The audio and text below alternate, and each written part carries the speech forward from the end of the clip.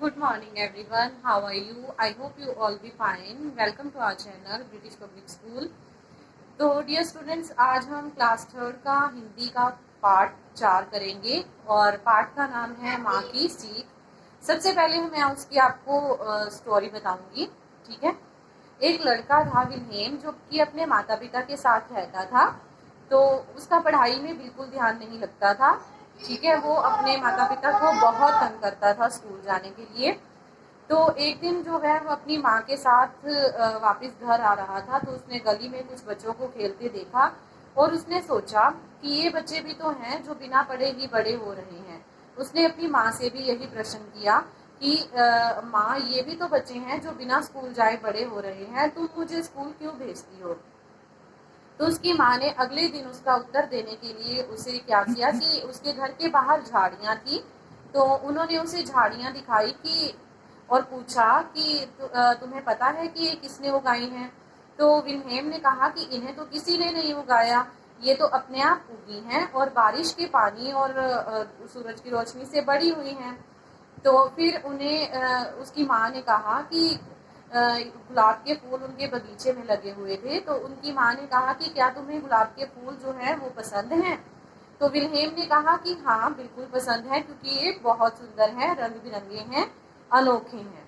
ठीक है। तो उसकी माँ ने कहा कि तुम्हें गुलाब के फूलों और झाड़ियों में से क्या पसंद है? तो उन्होंने जो विलहेम थे उन्होंने कहा कि मुझे गुलाब के फूल पसंद हैं। तो माँ ने कहा कि उसी तरह जिस तरह तुम्हें गुलाब के फूल पसंद हैं, क्योंकि उन पर मेहनत की हुई है, झाड़ियों पर किसी ने मेहनत नहीं की, इसलिए वो किसी को पसंद नहीं है।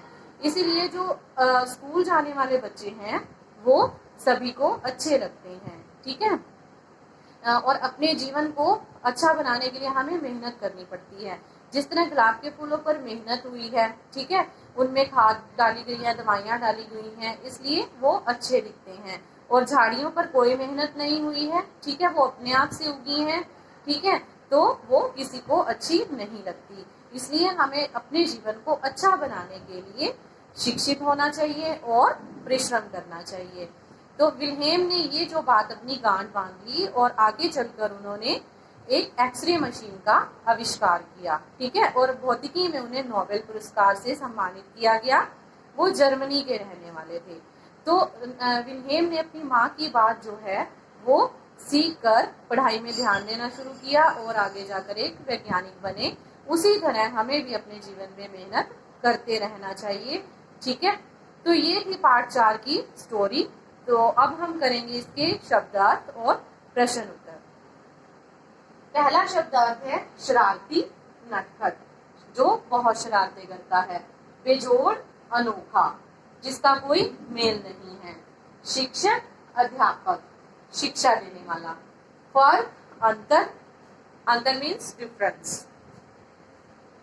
पहला प्रश्न है, खेलते हुए बच्चों को देखकर विलहेम ने क्या सोचा?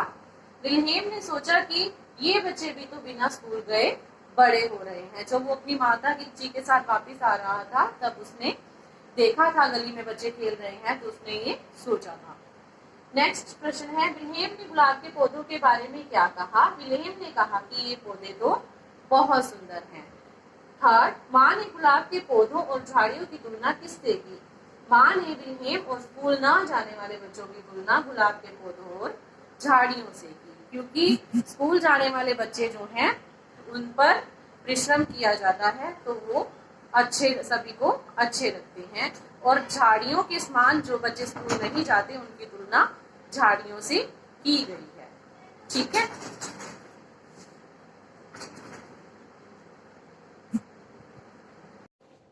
प्रश्न नंबर 4, माँ ने विलहेम को क्या सीख दी? माँ ने सीख दी कि अच्छी शिक्षा के साथ साथ परिश्रम भी करना आवश्यक है। ठीक है। तो ये थे शब्दार्थ और प्रश्न 1 to 4 ऑफ लेसन नंबर 4। ठीक है। तो डियर स्टूडेंट्स, आई होप आपको ये लेसन जो है अच्छे से समझ में आया होगा। ठीक है। Thank you and have a nice day. For more videos, please subscribe and like our channel.